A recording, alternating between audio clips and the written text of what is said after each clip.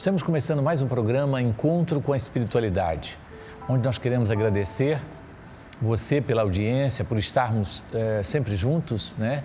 E convidá-los a fazermos a nossa prece de abertura. Deus de amor e bondade, aqui estamos, Senhor, reunidos em Teu nome, onde queremos Te pedir força, coragem, ânimo, para que em sintonia contigo, Senhor, possamos enfrentar todas as batalhas sem esmurecer. Abençoe, Senhor, cada lar, nos abençoe nesse instante, iluminando todos nós. Graças te damos, Senhor, que assim seja. Gente, hoje vamos falar sobre um assunto muito importante, que é sobre aborto, tá certo? Nós sabemos da gravidade do assunto, o assunto é polêmico, mas é necessário que a gente aborde com clareza, porque com certeza eu diria que a maior causa de aborto no mundo chama-se ignorância. A pessoa que muitas vezes comete esse ato não tem consciência do que representa o aborto, da atitude que ela está tomando. E é por isso que ela acaba cometendo esse ato. Bom, primeira coisa que é importante quando eu falo que a principal causa do aborto no planeta, não só no Brasil, é a ignorância, não significa ignorância no sentido da pessoa ser ignorante, bruto, não é nada disso. É o não saber, né? A ignorância vem de ignorar a verdade. Por isso que Jesus disse, conhecereis a verdade e ela vos libertará. Porque na verdade a pessoa não se liberta e cada vez mais se enrola em dores e sofrimentos, porque ela, desconhecendo a verdade, ela acaba cometendo erros gravíssimos, sem ter a noção da gravidade daquele ato em si. Então, em relação ao aborto, a mesma colocação é válida, no sentido da pessoa não ter essa consciência das consequências do aborto, né? Tanto nessa vida quanto numa vida futura, que nós vamos falar. Mas observa só, quando começa, afinal de contas, a vida, né, de um ser humano? Na verdade, existe uma controvérsia no meio médico, né, no sentido de que quando começa a vida. Pra você ter uma ideia, a embriologia, né, que estuda a vida do embrião desde a sua formação, ela tem isso desde os primórdios da medicina, né, de que desde quando surgiu essa ciência médica chamada embriologia, né, quando a gente estuda todo o embrião, como começou o processo, desde que o homem compreendeu quando começa a vida. Então, para a ciência chamada embriologia, a vida começa exatamente na hora em que o óvulo está lá para ser fecundado e o espermatozoide, vários tentam penetrá-lo e um deles consegue adentrar e no momento em que ele entra, ocorre a fusão. E ali começa-se a célula, a gente chama o óvulo se torna um ovo, né? Ele começou o processo de embriologia, o processo de embriogênese, do seu crescimento, vamos assim dizer. Então, ali começa a vida, e aquele ovo, aquela única célula se biparte e começa a multiplicação celular. Então, dentro da embriologia, comprovadamente, cientificamente, a vida começa exatamente na hora da fusão do espermatozoide com o óvulo da mulher. Portanto, quando a gente pensa em pílula do dia seguinte, para a visão da embriologia, é aborto, porque já houve a fecundação, já houve a formação da vida. E aí, então, a pílula do dia seguinte vai fazer o quê? Ela vai ressecar a parede uterina para que esse ovo não nide, ele não se implante no útero para ele gerar a vida. Então, na verdade, as pessoas começam a questionar quando começa a vida, quando não começa. Mas isso tudo são argumentações tentando defender esse ato que nós consideramos um crime hediondo. Para você ter uma ideia, não existe crime maior do que matar uma criança no ventre materno. O assassinato de uma criança no ventre materno. Não existe. tá certo? Porque quando você vai matar um adulto, ele corre, ele se defende, ele se esconde, né? Ele tem para onde fugir. Uma criança não tem para onde fugir. Um adulto tem como se defender, ele é maior, ele bate você, mesmo uma criança que está fora do útero, ele corre, ele se esconde. Mas uma criança dentro do útero não tem para onde correr, não tem para onde se esconder. Por isso, diante dos homens, não é nem considerado crime em alguns países, tá certo? Mas para os olhos de Deus é considerado o pior crime que se possa imaginar. Só perdendo para o suicídio, tá certo? Mais hediondo é o suicídio. Então só perde para o suicídio em termos de gravidade. Existe também, gente, a psicologia infantil que vem mostrar para nós os traumas, né, que muitas vezes a criança repercute na vida adulta, que ela sofreu na vida intrauterina.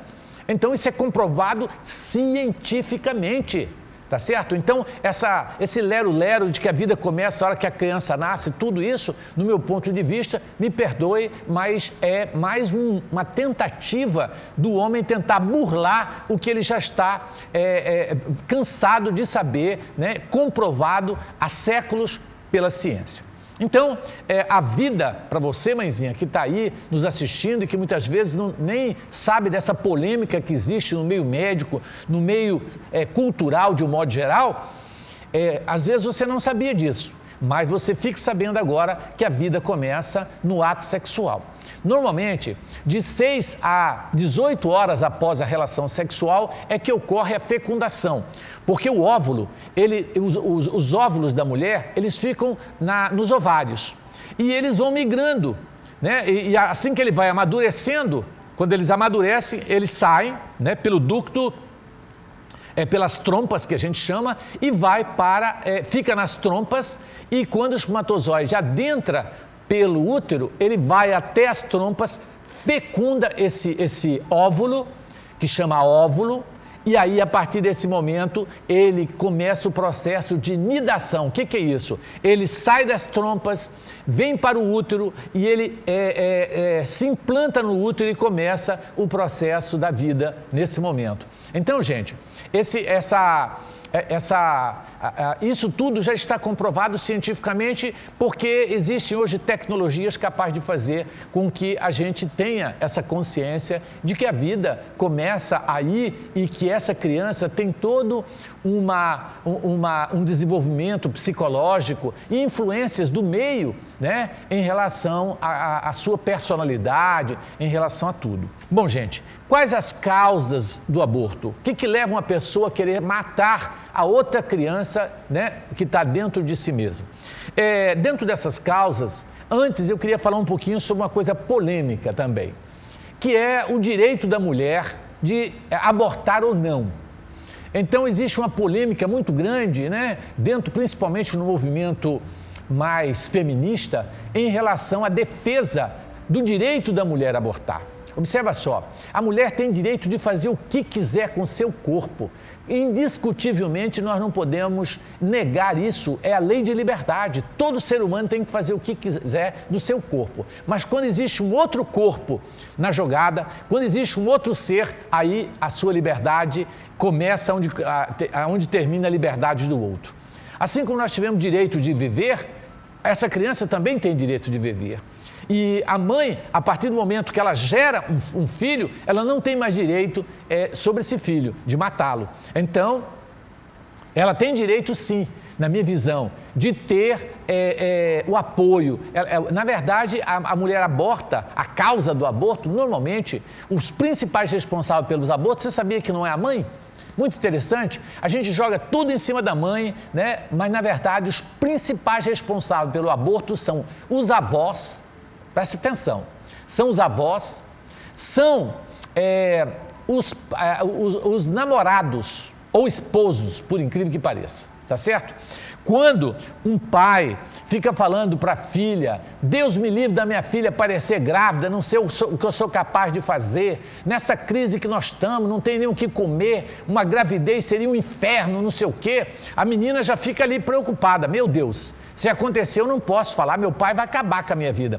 Então, todas as reclamações do campo financeiro, do campo moral, e é imoral, uma filha grávida, essa coisa toda, vai repercutir na atitude da filha, que muitas vezes, pressionada pela postura do pai, da mãe, dos avós, e do próprio namorado, ela acaba cometendo o aborto na tentativa de não criar conflito com o pai, com a mãe, com o namorado e com a sociedade de um modo geral.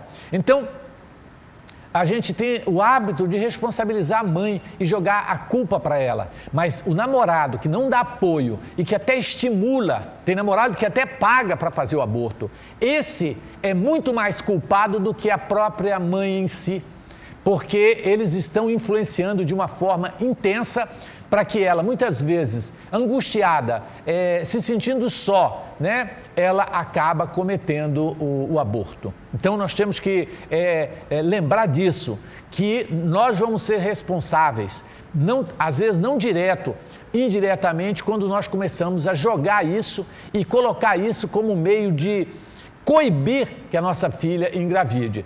Aí é óbvio que nós temos que orientar, dar toda a orientação, mas mostrar que se caso acontecer, né, defender essa vida é muito importante.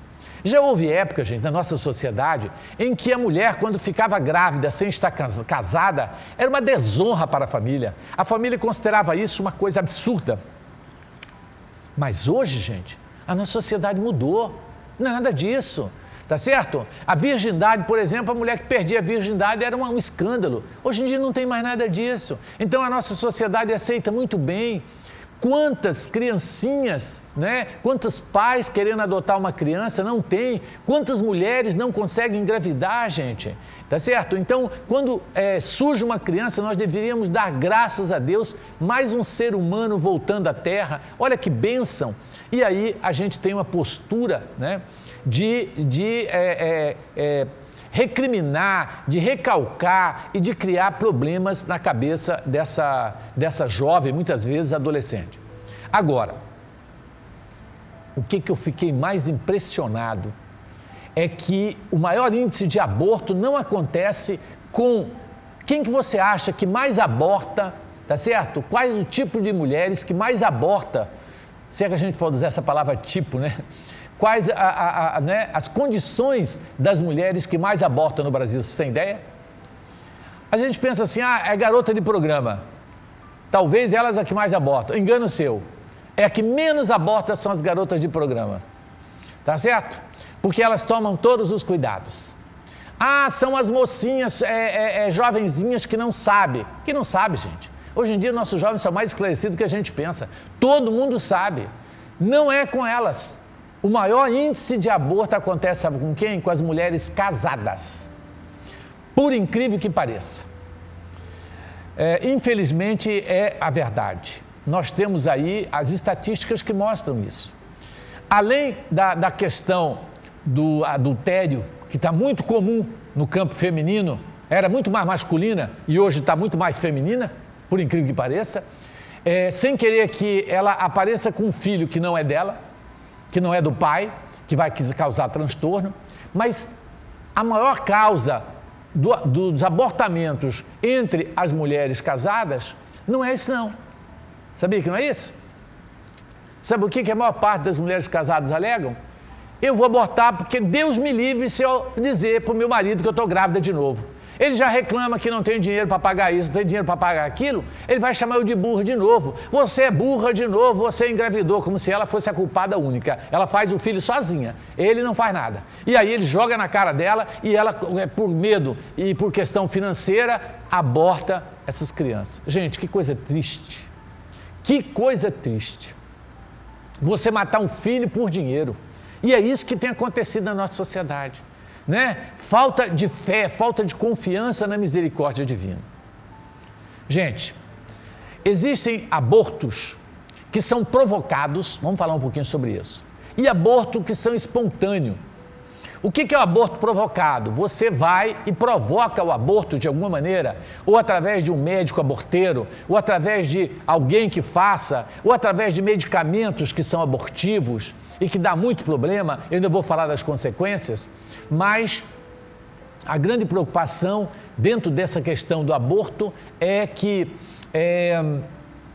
todas essas mulheres, de alguma maneira, elas estão angustiadas, aflitas e querem se livrar daquele problema. Então, elas buscam, né, a solução do seu problema, da sua angústia e, na verdade, ela está tentando, né, resolver uma questão íntima que pode trazer consequências gravíssimas. Eu vou falar um pouquinho das consequências físicas, tá certo?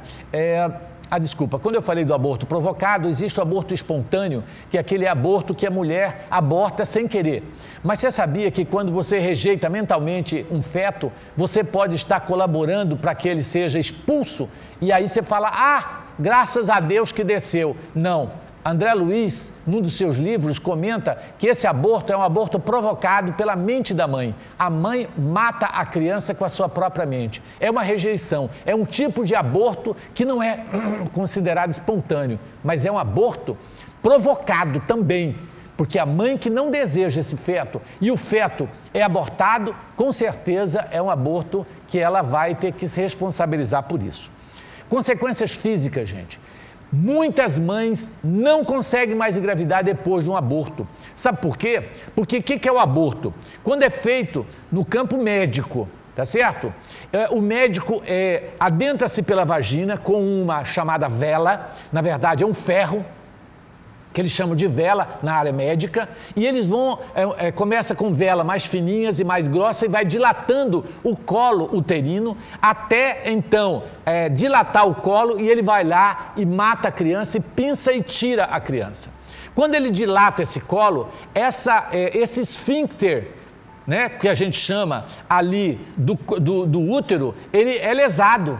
E quando ele é lesado, muitas vezes ele não consegue mais fechar para segurar o óvulo ali e posteriormente ela vai ter lesões graves e não vai conseguir engravidar. Já vi casos de médico que tem que fazer rafia, fechar o colo, costurar para ver se o bebê para lá dentro, porque lesou o esfíncter do útero da mulher. Então, existem inúmeras lesões. Alguns médicos, na hora de colocar a vela, perfura o útero e dá infecção intestinal. Algumas pacientes, utilizando de arame, de coisa absurda, até talo de mamão, perfuram o intestino. Então, são consequências assim gravíssimas. E a mulher, muitas vezes, não vai engravidar mais. Então, gente, as consequências físicas são inúmeras. Leia na internet. Consequências do aborto para o corpo, você vai ficar assustado, tá? As consequências financeiras, gente. Muitas vezes, essa criança que vai dar, que você acha que vai dar despesa, vai ser a solução econômica da sua casa, vai salvar a sua família. As consequências espirituais são incríveis. Uma delas, a maior, é a obsessão. Esse espírito abortado passa a perturbar essa mãe dia e noite. Eu atendi uma paciente que estava internada no hospital psiquiátrico, louca. Ela ouvia uma criança chorando o tempo inteiro. E aí depois, com muita conversa tal, eu descobri que ela tinha feito 2 abortamentos anteriores. Então, a obsessão, ela enlouqueceu e mais, se matou após anos de loucura. Então, gente, muito importante nós ficarmos atentos. Não vai dar eu falar todas as consequências espirituais, mas é importante que a gente saiba que as consequências são danosas, tá certo? Gente, outra coisa importante é nós estarmos atentos para o 5º mandamento. No 5º mandamento, já na era mosaica, está lá escrito: não matarás. Não matar é o 5º mandamento. E quando nós estamos matando, seja o que for, né, a gente vê a criança sendo assassinada dentro do útero materno. Gente, no Brasil, por exemplo, né, nós sabemos que as nossas leis existem e são maravilhosas. Por exemplo, se você prender um passarinho, você é considerado um crime inafiançável, você não tem nem fiança, vai para a cadeia na hora. Se você derrubar uma árvore, né, que não tenha uma autorização do IBAMA, você é multado e até preso. Quer dizer que matar um passarinho, gente, é crime. E matar um ser humano no ventre não é crime. Márcio, mas no Brasil não é lei o caso de aborto quando se trata de risco de vida materno e estupro? É lei. Só que tem um detalhe. Milton Nascimento foi fruto de estupro. E se a mãe tivesse feito a opção, nós teríamos perdido um dos maiores cantores e compositores brasileiros, não é? Então, em caso de risco materno, gente, nós temos um depoimento maravilhoso de uma mãe com câncer e ela optou, tá certo? Para ter o filho e dando a luz a uma vida e dando sua vida pela vida do filho. Um depoimento maravilhoso que você vai ver no nosso programa, tá certo? Dessa mãe corajosa. E ela ainda preocupada, né? Perguntando, doutor Márcio, será que eu não estou cometendo suicídio, né? De fazer opção? Nunca. Jesus tem uma passagem que ele diz assim, aquele que der sua vida para o outro, obtê-la-á. E aquele que querer se salvar, perder-se-á.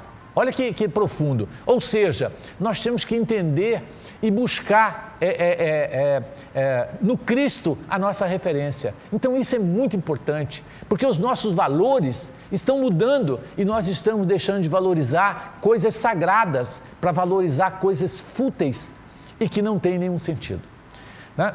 Nós ainda vamos continuar com perguntas, nós temos aqui uma entrevistada que vai falar com a gente, a Gemima, né? Enfim, muito bacana. Não saia daí, voltamos já já.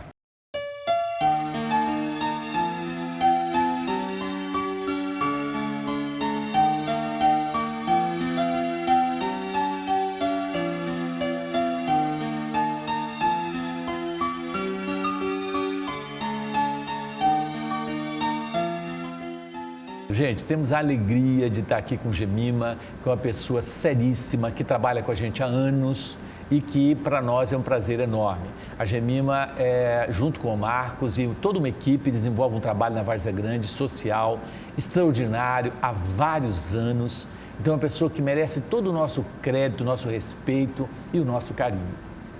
E hoje nós temos a alegria de tê-la aqui conosco para falar de um assunto tão importante que é sobre o aborto, sobre essas campanhas, como que ela vê. É um bate-papo nosso aqui para que a gente possa, né, contar histórias, casos que aconteceu, que acontecem no dia a dia, né? Então a Gemima está aqui para somar com a gente. Gemima, seja bem-vinda ao nosso programa, né? Vamos lá. Como é que é o trabalho que você desenvolve? O que você já fez nesse sentido, né? Bom, primeiro eu gostaria de agradecer pelo convite. É uma alegria imensa estar participando desse programa, que é a luz. Chega como luz na casa de muitas pessoas, né? É uma alegria imensa estar contribuindo, já que é um companheiro muito querido e amado, o Dr. Márcio aqui, que foi filha da Casa Espírita Vantuil e hoje eu estou em outra cidade, né? Então, Márcio, quando eu comecei as atividades na área da divulgação espírita, né, então as campanhas, ela é o carro-chefe desse departamento dentro de uma instituição espírita, né? Então, as campanhas que nós desenvolvemos, ela é uma orientação dada pela Federação Espírita Brasileira. Nos anos 90, não sei se você sabe dessa informação, houve uma pesquisa encomendada pela Federação Espírita Brasileira, o que o povo achava da pena de morte. Naquela época, estava se falando em pena de morte a nível mundial.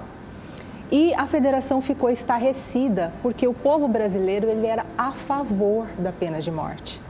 Mediante essa informação, foi feita por um órgão publicitário, foi contratado, foi uma pesquisa muito séria realizada.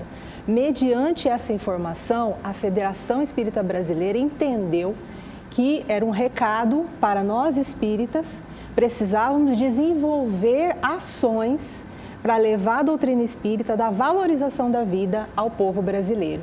Nisso, houve uma orientação espiritual, em que Divaldo Franco deu a passividade e o espírito de Bezerra de Menezes afirmou a importância, foi algo vindo de nosso Senhor Jesus Cristo, de realmente essas campanhas acontecerem a nível das federativas, de todas as instituições espíritas. Só que ela deveria abranger não apenas a pena de morte, mas a eutanásia, que nós estamos inclusive em campanha agora, o aborto, que é agora a primeira campanha que nós vamos desenvolver em abril e maio, como também outras, né? O suicídio, a depressão, a melancolia, enfim. E aí surgiu a campanha em defesa da vida com esse pacote gigantesco que nós trabalhamos a nível nacional, anual. A cada mês nós trabalhamos uma campanha. Então foi aí que tudo começou, a bandeira em defesa da vida. Então foi gratificante para mim estar nessa área de trabalho hoje, né? Continuando assim, porque eu sou mãe e depois que eu fui mãe, eu percebi o que é realmente receber de Deus essa bênção. Um filho jamais é um problema, é a solução, né? Então é importantíssimo você que nos ouve hoje, jovem, menina, mãe, pai, família, em qualquer circunstância, nós devemos preservar a vida. Jimena, você falou uma coisa interessante que eu acabei não comentando, mas do ponto de vista espiritual, assim que o espermatozoide se une ao óvulo, o espírito se une também. Então é uma função tridimensional. A nível espiritual, que seria energético, a nível de gameta masculino e gameta feminino. Então, esse é o momento, né? Por isso que a pílula do dia seguinte pode ser abortiva, porque você já fecundou e ela vai impedir só a nidação, que é a implantação do ovo já, né? Na cavidade uterina. Então, devemos evitar e tomar esse cuidado, porque realmente nós podemos estar matando um ser ali, né? Eu acho que o cuidado é você usar anticoncepcional constantemente, para que você evite, né? Hoje nós temos tantos meios, né, contraceptivos, sim, né? Sim. Nós temos preservativo, né, masculino, como o preservativo feminino. Né? A tal temos da a tabelinha, né? que todo mundo, né, consegue fazer o cálculo, hoje todo mundo já tem esse esclarecimento. Sim. Nós temos um diafragma, que você coloca como se fosse uma camisinha que você põe no colo uterino, e aí o diafragma protege. Uma barreira, Uma né? barreira para que o espermatozoide não penetre. Enfim, nós temos vários métodos de barreiras naturais que podem ser utilizados, né, Gemima? Sim. E aí, por que a gente desleixar e depois ter que cometer um crime hediondo, né, para corrigir um erro desse? E uma outra coisa interessante, que Joana de Ângeles, no livro Após a Tempestade, ela fala justamente disso. Ela usa esse termo no texto Aborto Delituoso, infanticídio execrável. Então, se é um infanticídio, é um assassinato. A mãe realmente que permite que isso aconteça, ela está assassinando essa oportunidade divina desse espírito que está chegando através do corpo dela. Nós recebemos uma mensagem, irmã, muito tempo atrás, muito interessante, de uma criança que foi abortada, né, que estava para ser abortada. E ela dizia assim: mãe, eu sei que nós estamos tendo momentos difíceis, entendeu? Economicamente, o papai está desempregado, você está vivendo um momento difícil, mas eu prometo que eu vou comer pouco. Olha que graça, eu vou comer pouco, eu vou ajudar você em casa, eu quero trabalhar cedo para mim não deixar você passar fome. Então, gente, eu acho que esses apelos, né? Aquela mensagem me comoveu muito, daquele espírito pedindo, implorando para viver, e acabou sendo abortado, e depois ele manda mensagem dizendo: mãe, eu tentei de tudo, mas você não me deu essa chance. Então eu acho que nós temos que pensar nisso, né, Gemima? Porque nós estamos vivendo um momento em que a sociedade é tão sensível, né? Os animaizinhos têm cuidado, você leva o gato no veterinário. Esses dias a minha filha: pai, eu tenho que levar, nós temos 6 gatinhos, né? Eu sei, pai, te visitar. Eu tenho que levar o tufo no dentista, porque ele está com o dentinho quebrado, para poder corrigir o dente dele. Aí eu liguei para o dentista, né, para arrumar o dente. Então tem dentista para animal. Gente, a gente cuida, a gente está tão sensível, né, com as plantas, com os bichinhos. Por que a insensibilidade diante do ser mais nobre que existe na sociedade, que é o ser humano? E há uma questão importante também, Márcio, a mulher, né? A personalidade, quando você encarnou nesse corpo feminino, você assumiu um compromisso, um planejamento reencarnatório, e veio com um compromisso, às vezes com a maternidade, outras vezes sem a maternidade, né? E quando a gente assumiu esse compromisso com a maternidade, é um desrespeito com aquele espírito. né? Porque você assumiu um compromisso com aquele espírito, né? Nós devemos entender que nesse planeta evolutivo, nesse estágio evolutivo que nós estamos, ainda há necessidade do gameta masculino ocorrer a fecundação, mas existem planetas que não existem mais essa necessidade. Então precisa ainda do órgão gerador da mulher. Ela veio com essa tarefa, veio com essa missão de gerar, né? E isso precisa ser respeitado, porque muitas mulheres falam, o corpo é meu, eu que sei o que eu quero, o que eu não quero, mas aquele ser que está ali é de Deus. Aquele ser que está no nosso útero, no seu ventre, bendito o fruto do vosso ventre, é de Deus. Veio aqui com uma tarefa, com oportunidade de reparação, assim como meu pai e a minha mãe me deu essa oportunidade de reparação. Então isso, a gente precisamos refletir. A família brasileira, a mulher que pensa que esse é meu corpo, eu faço o que eu quero. Precisamos refletir, porque nós tivemos oportunidade, o nosso pai permitiu, a nossa mãe permitiu que a gente encarnasse, né? Então hoje eu sou mãe e vejo, agradeço imensamente aos meus pais, porque hoje eu estou aqui, recebi o meu filho, que com 3 anos foi diagnosticado com autismo, veio todo especial para mim cuidar, para mim direcionar. E estamos entrelaçados, todos estamos entrelaçados, né? Você vê essa psicografia linda, maravilhosa. Olha só, Deus permitiu que essa carta chegasse a essa mãe para alertá-la. E mesmo assim, infelizmente, ela optou. E a ação de reação, né, Márcio? A lei é indubitável, tanto na física, a ação e reação, assim como na ação no campo espiritual. Ela vai colher os frutos, né? Infelizmente, né? Não tem jeito. Então, gente, existe uma coisa muito interessante mesmo, que eu estava conversando com uma amiga esses dias, e a hora que ela estiver assistindo, a hora que eu falar, ela vai lembrar, né? E aí eu disse para ela o seguinte, que toda mulher, ela tem o dever moral de ser mãe, né? A não ser que ela tenha problema. Aí essa pessoa me disse assim, mas Márcio, o grande problema são os homens. Nós estamos tendo dificuldade de encontrar um pai, porque a mulher, ela quer ser mãe quando ela sente segurança de que, né, ela vai ter um pai. Então, como é que eu faço se eu não tenho esse pai? Eu queria ser mãe. Eu posso fazer uma produção independente, implantar, ir num banco de esperma e comprar e implantar em mim? Lógico. Ah, isso é pecado? Não, pecado é você ficar querendo ter e não ter. Tenha o mais cedo que você puder. Qual a idade ideal, na minha visão, para que a mulher seja mãe? A partir dos 23 anos até 33 anos é uma idade maravilhosa, até 34, 35 anos. Você quer ter um filho, né? Vá num banco de esperma, compre o material, né? E tenha. Eu acompanhei uma gravidez muito maravilhosa de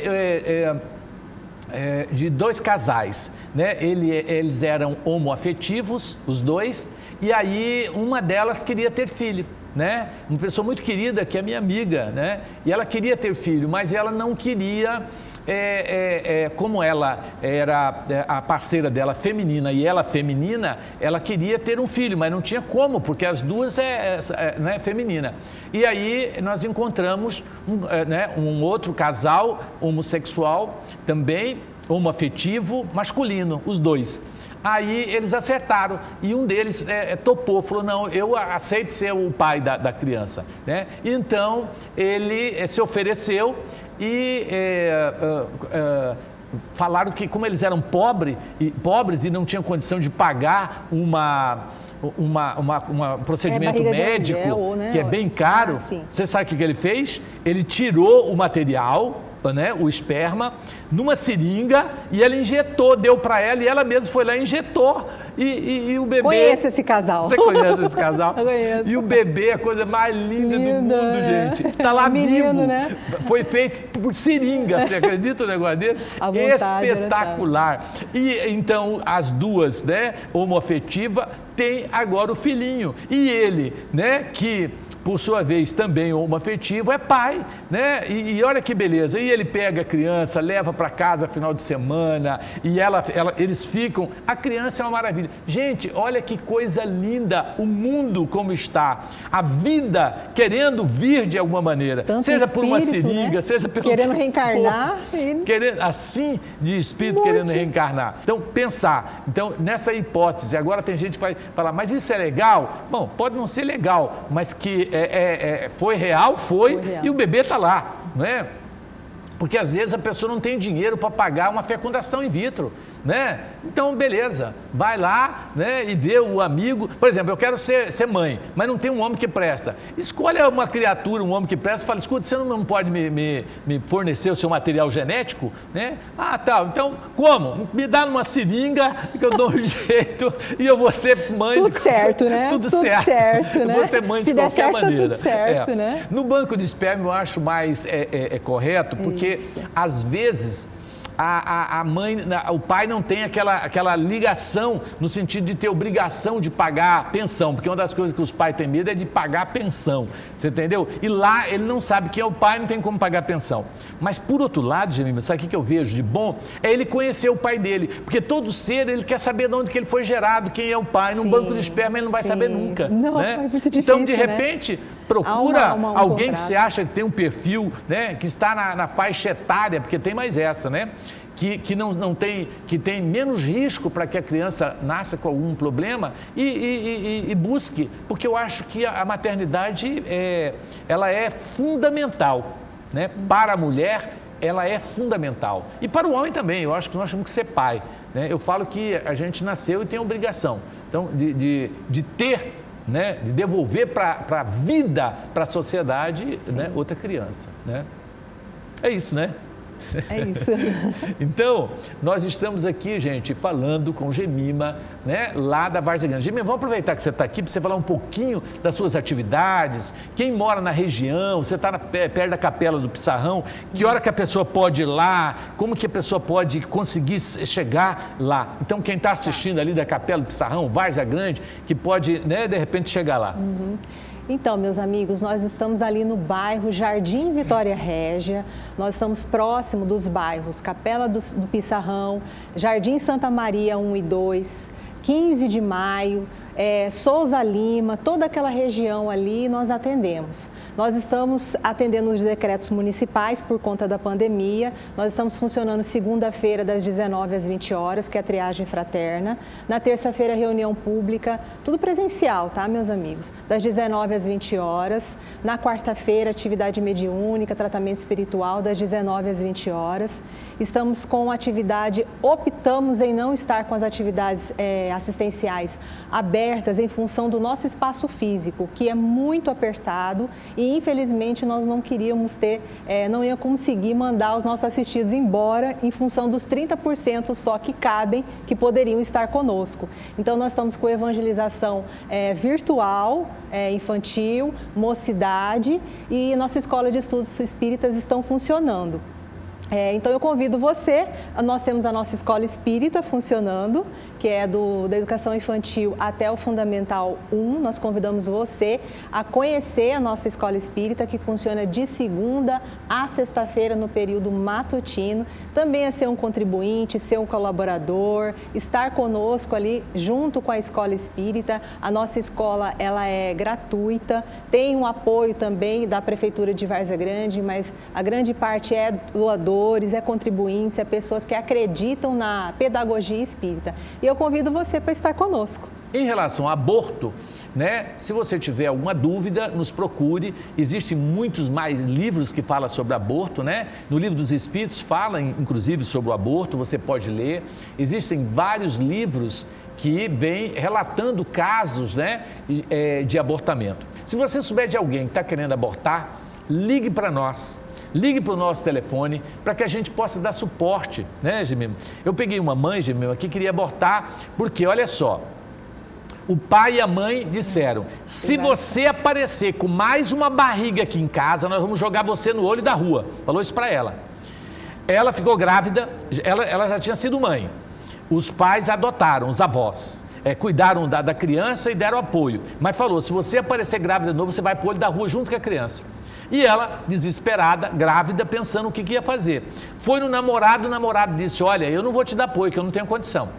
Tá certo? Ela, sem o apoio dos pais, sem apoio do namorado, estava procurando alguém para fazer o suicídio. Nos procurou, nós falamos, não, se sua mãe não te dá apoio, e ela diz, eu quero teu filho, mas como eu vou ter, se eu não tenho onde ficar? Disse, não tem isso não. Levamos ela para o Vantuil, ela ficou lá durante quase todo o período da gravidez dela, só que no final, os avós descobriram e foram lá e disseram, não, minha filha vai para casa e nós vamos ficar com esse neto. Falei, não, mas o senhor falou que ia pôr ela no olho da rua. Não, a gente falou de cabeça quente, mas a gente quer a nossa filha, nosso neto de volta. Recolheu ela de volta para casa.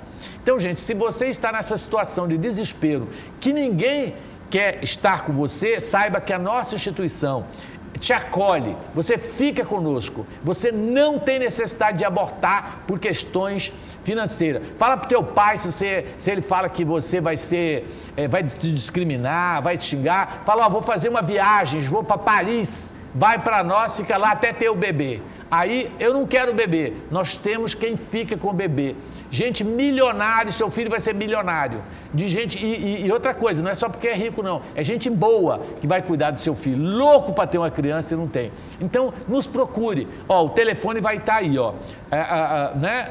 Vamos colocar aí o telefone, 3649-5851, você liga ou liga no meu telefone, anota aí, 99901-4818, meu telefone é público, pode colocar, coloca lá, meu telefone, pode ligar. Se você souber de alguém que quer abortar, porque não tem condição financeira, porque está desesperado, manda para nós. E se aparecer 50, nós vamos cuidar das 50, manda. Nós não queremos que você aborte, porque uma vida, meu filho, vale ouro, você não está entendendo, tá certo? Então, nós queremos fazer esse apelo para que você não aborte e, por favor, nos ajude, tá certo? E outra coisa, se você tem uma amiga que vai fazer aborto, não por essas questões, e você não está conseguindo convencer ela de não abortar, liga para nós que nós vamos tentar, tá certo? Eu ligo para um bispo, amigo meu, ele vai ligar para ela, nós vamos ligar para o mundo inteiro. Mas liga, vamos tentar salvar essa vida, tá bom?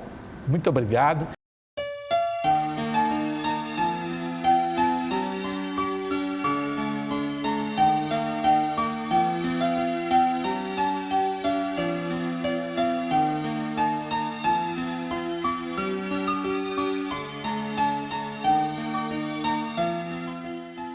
Gente, olha o depoimento dessa mãe, que coisa linda. Vamos lá.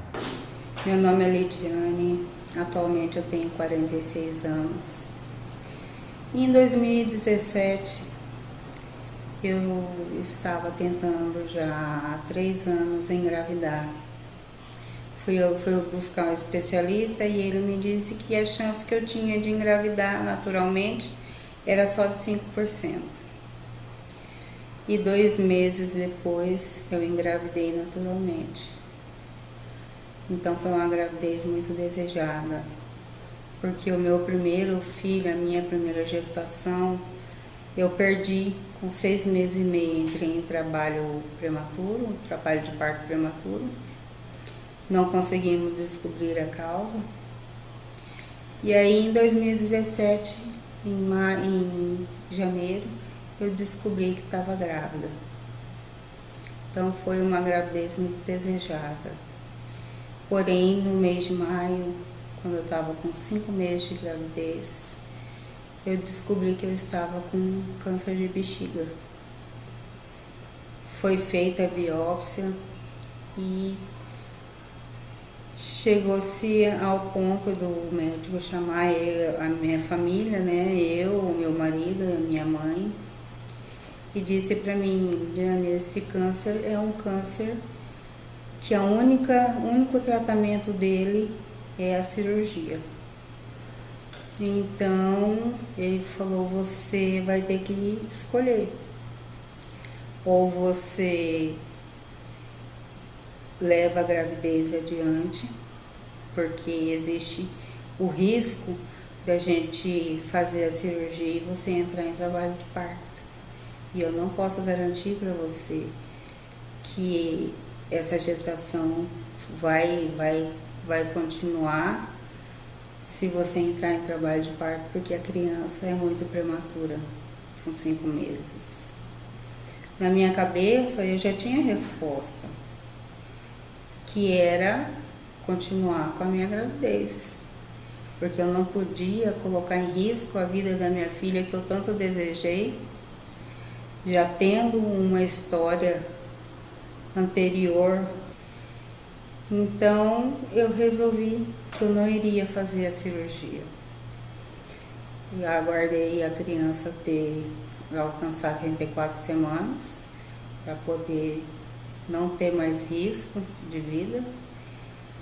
E continuei com a minha gravidez. No mesmo dia do parto nós fizemos a cirurgia da bexiga, retirando 30% da minha bexiga. Porém, depois eu descobri alguns nódulos no pulmão e agora, atualmente, descobri uns nódulos no meu cérebro. Mas estou tratando, estou aqui tranquila, serena, com a minha consciência tranquila, porque eu não podia sacrificar minha filha por um problema que era meu. E eu estou aqui até quando Deus desejar. Se Deus quiser fazer um milagre, Ele vai fazer. Se não quiser, eu estou pronta para ir. Eu estou tranquila, estou serena. Só que eu recebi muitas críticas por causa disso. Ouvi que isso era uma forma de suicídio. Então eu gostaria de perguntar para o Dr. Márcio qual a opinião dele a respeito disso. Como pode ser considerada a minha atitude? Tá bom? Era isso que eu tinha para compartilhar com vocês. Muito obrigada. Lidiane não é considerada pela espiritualidade como suicida, porque só é considerado suicídio quando existe intenção de morrer, tá certo? E ela nunca teve essa intenção. Ela teve a intenção de salvar uma vida. Tá certo? Então, ela, na verdade, está mais para heroína do que para suicida, porque ela teve essa coragem, tá certo? E optou pela vida da filha, tá certo? Mesmo correndo o risco, como ela correu e ela está correndo, tá certo? De morrer em função dessa atitude. Então, essa atitude da nossa irmã é uma atitude de heroísmo, de grandeza, porque a vida, né, seja ela como for, ela deve ser preservada, principalmente quando está começando, né? Aí que ela é indefesa e necessita de maior apoio. Aliás, sempre, né? Sempre. Sou Ana Carolina, tenho uma pergunta para fazer. Eu gostaria de saber se mulheres que não têm religião ou não acreditam em Deus, se elas sofrem as consequências espirituais do aborto. Olha, sua pergunta é maravilhosa, Ana Carolina. E, obviamente, ela vai sofrer as consequências, independente dela ter ou não religião, dela saber ou não se é crime ou não. A consequência ela vai ter que colher mais cedo ou mais tarde. Mas é óbvio, Ana Carolina, que uma pessoa que não tem nenhuma formação, que ignora toda essa verdade, ela sofre um processo de, vamos dizer assim, diminuição da sua autopunição, porque quem pune nós pelos nossos atos não é Deus, não é nenhum tribunal divino, mas a nossa própria consciência. Então, como ela não tinha consciência da gravidade do erro, a sua própria consciência vai cobrar menos dela do que se ela tivesse consciência.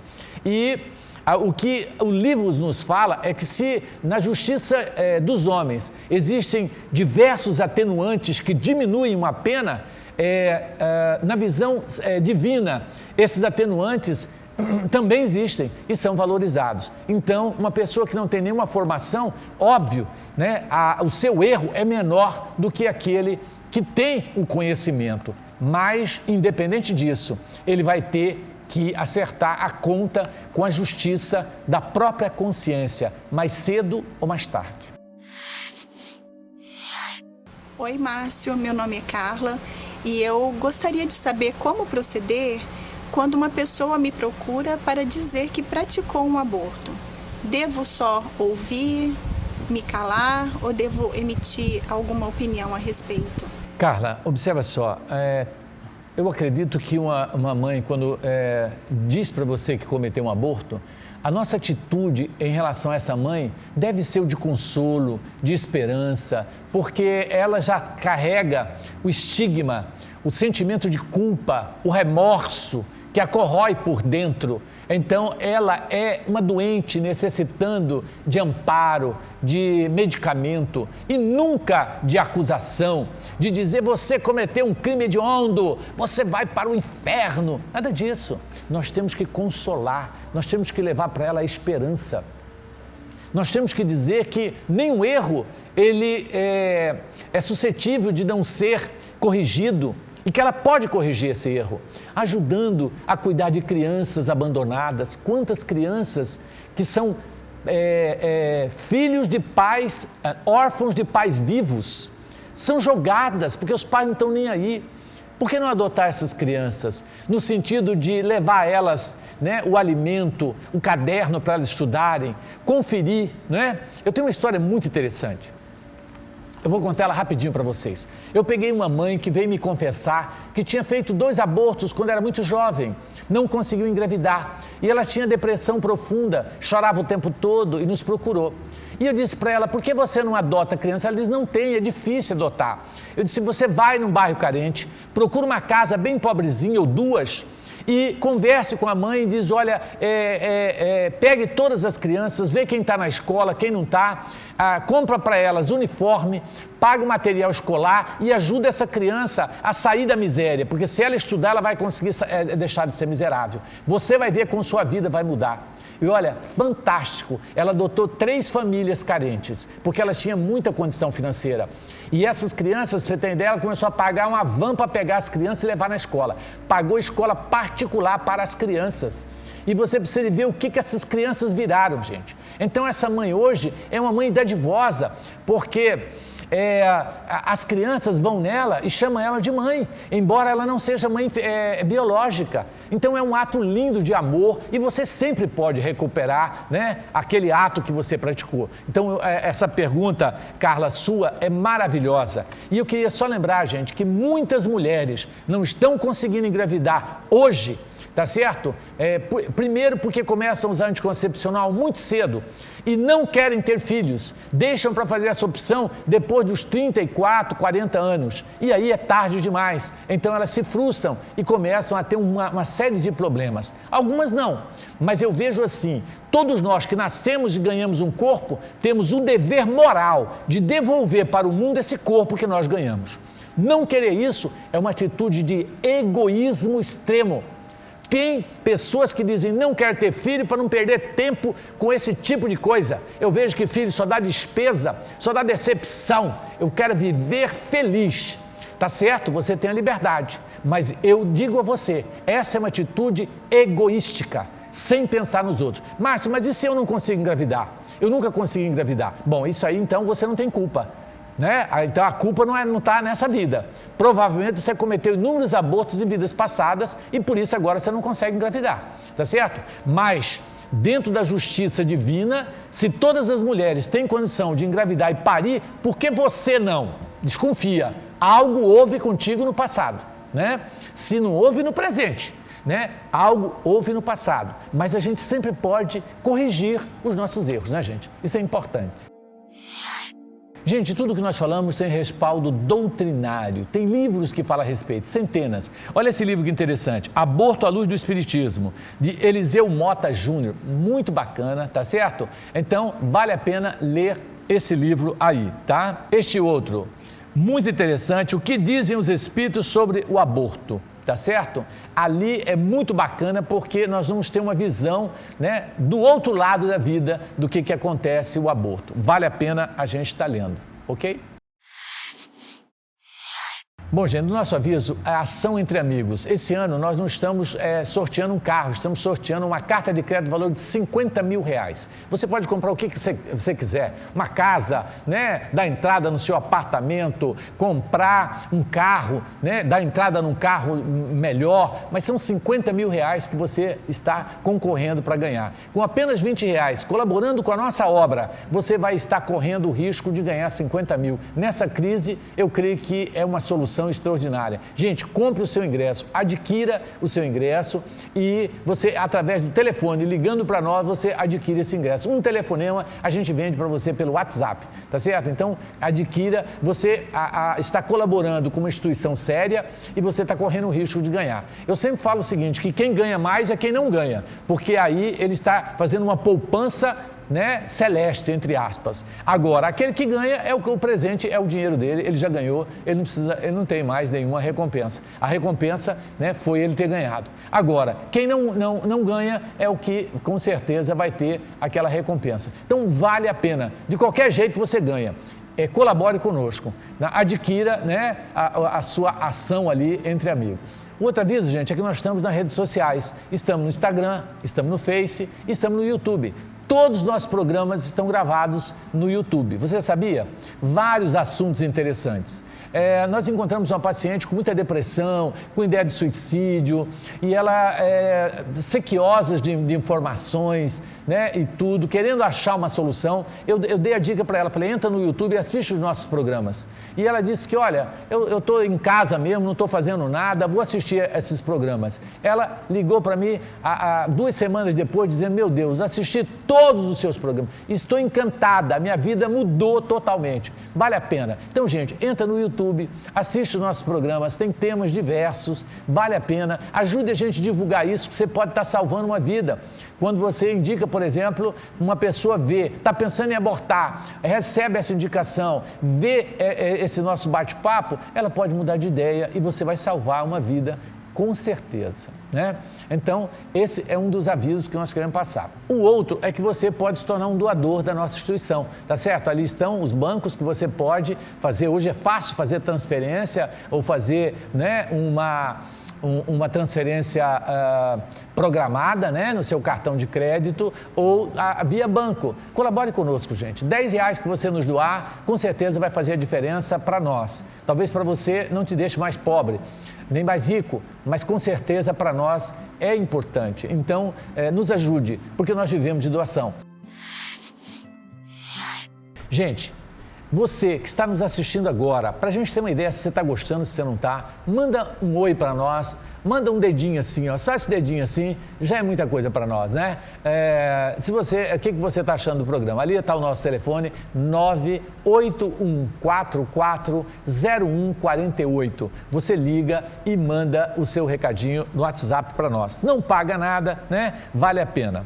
E aí vamos aos recadinhos. Nossa amiga Suzana, do bairro Dom Aquino. Vamos ver o que a Suzana disse aqui. Bom dia, há 3 anos assisto o programa. Olha que delícia. Encontro com a espiritualidade. E tem ensinado muitas coisas que eu não entendia e passei a entender após o falecimento de minha mãe há 8 anos. Obrigada. Nós que agradecemos você, Suzana, pela sua participação, pela sua audiência. Ajude a gente a divulgar esse programa, Suzana, e divulgar as redes sociais também. Conceição, de Várzea Grande, diz assim, assisto toda vez o programa, faz oração para mim e para minha família também. Meu nome é Conceição, aqui de Várzea Grande. Obrigado. Conceição, nós temos um grupo de orações que a gente ora por todas as pessoas que nos pedem oração. Se você está precisando, mande o seu recadinho no WhatsApp. Oração para meu pai que está na UTI com Covid, por exemplo. Nós temos um grupo que vai fazer isso. E como o resultado é extraordinário. A oração é um poder que nós já falamos disso, incalculável, né? Vamos ver aqui, Ianete, né? Ianete de Nova Mutum, gente. Meu nome é Ianete, moro em Nova Mutum e é a segunda vez que assisto seu programa. E estou gostando muito. Que bacana, Ianete. Continua com a gente, tá? Então nós tivemos, gente, só na última vez, 34 participações. Olha que bacana, pelo nosso WhatsApp. Nós só não temos como falar de todos por causa do nosso tempo. Mas o nosso muito obrigado, continue mandando seu recado, que nós vamos com certeza estar auxiliando de alguma forma. Você tem alguma dúvida? Pergunte, mande a pergunta pelo WhatsApp, tá certo? Alguma crítica, qualquer coisa, nós vamos ficar felizes com a sua fala, com a sua manifestação, ok? Gente, estamos chegando mais no final do programa e nós vamos fluidificar as nossas águas, vamos? Deus de amor e bondade, coloque nessa água, em todas as águas de todos os lares, luz, paz, o medicamento para as nossas dores físicas e espirituais, não só para as dores físicas, mas para as nossas angústias, nossa tristeza, nossa depressão, nossa insônia, todas as nossas doenças da alma, que a tua luz possa transmitir todos esses medicamentos nessa água, nesse instante. Obrigado, Senhor, e que assim seja. Muito obrigado e até a semana que vem, se Deus assim nos permitir. Muito obrigado.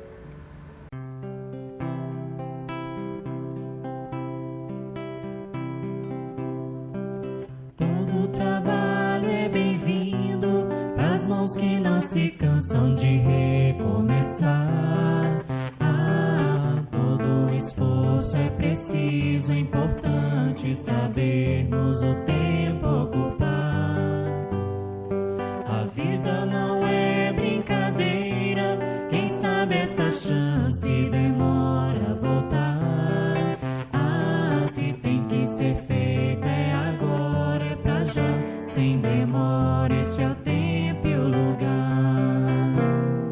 Preciso se faz viver o bem e a paz e espalhar.